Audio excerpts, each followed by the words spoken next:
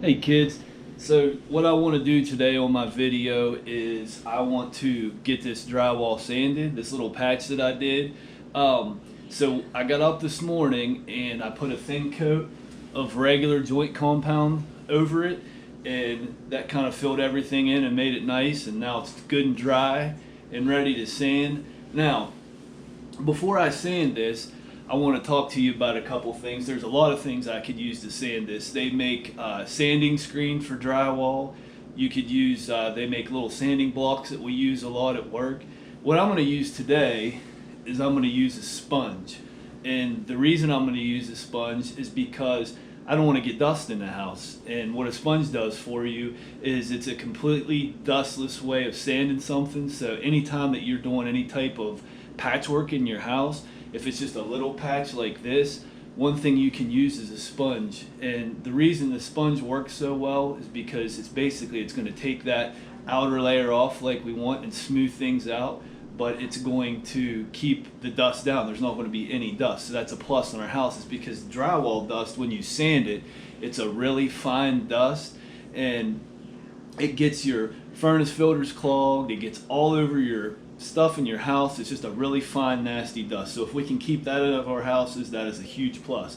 So what I did was I just damped it. I just put this under the sink, got it wet, and wrung about as much water as I could get out of it, so it's good and damp.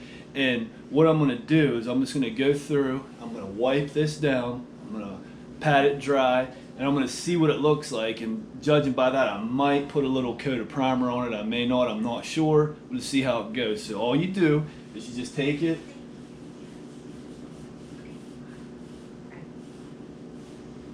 and you can see that just really takes that off real nice. And what you want to do, I got that's all covered now, so I'm going to go to flip the sponge over on the other side, and I'm going to try to get this outer layer here, because if I don't, it's going to pop back up.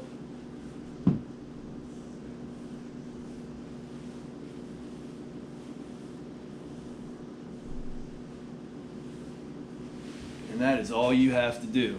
It works really well. No dust, which is always a big plus. And like, if you had to do a bunch of this, I got a little Tupperware thing of water here that you could take and, clean that sponge out periodically to get that white stuff out of there and get it nice clean water. And that'll control, you getting white spots around here, because when we go to paint, we don't want that to show up. So I'm just going to kind of take this. I'm going to make sure it's nice and dry. Clean the whole area. And that's good. That patch came out really good, and I think it's going to prime up really nice for us. Now, that comes to my next thing, the primer stage. So, let me give you a couple tips. When you're going to paint a room, this color, we bought 4 different samples. And when you go to like Lowe's or Sherwin-Williams, this is a color sample you can get, and these are about $5 a piece. And the really nice thing you can do with these is, my wife picked out about 4 different colors that she wanted to try. So what we did on the actual, where it says the paint color here, we numbered these. So this is number 2. So we had 4 different samples, and we numbered them 1 through 4. And we put those on 4 different walls, and then with a fine pencil, I wrote right underneath the color number 1, 2, 3, or 4. That way we knew exactly which color that we were painting on the wall, and that corresponded to one of our samples. And what's nice about that is paint's going to look different in different light conditions. So when the room's a little bit lighter, a couple of our paints that we wanted to be gray had like a purple tint to them, so we didn't like that, and that's how we were able to pick the color out we wanted for the room. And it worked out really well for us. So if you're unsure about a color, I know most places you can probably get color samples. So I think these are like $5 a piece at Sherwin-Williams. Now, I'm not going to prime this with a white primer. I'm going to prime this with a little bit of this color sample. When I painted these rooms, I did 3 rooms in this color. And here's where I ran into trouble. The initial gallon I bought to do our dining room. I went ahead, I painted that, and then I bought 2 other gallons. I'm sorry, I bought 2 gallons when I did the dining room, and then we liked the color so much we decided to do the kitchen and the back room, so I went and bought another gallon of paint.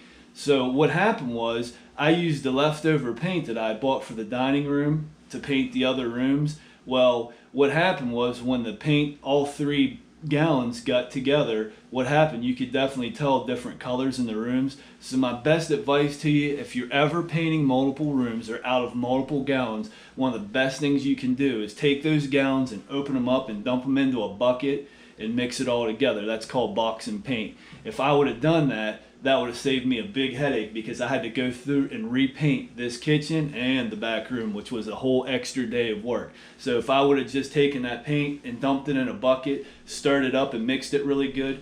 I think there's sometimes when you get paint mixed, there was just a little variance in it. So what that does is that eliminates any guesswork out of it, and when you box that paint or mix it all together, that makes sure you have a uniform color, and that won't happen to you. So that's just a little good tip for you.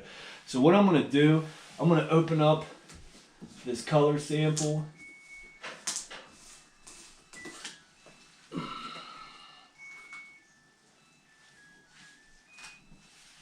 And I'm going to go ahead and I'm going to apply a little bit of paint to this area, and I'm going to use that as a primer, because now I have a room that's already painted, and I want to make sure that the color that I use blends in. This is the color I use. This is out of the color sample. I have a little bit left in a gallon down in the basement, so tomorrow when this dries or later today, I'm going to go ahead and top coat it. But I'm going to take this color sample and use it as a primer just so it blends in and seals everything really nice.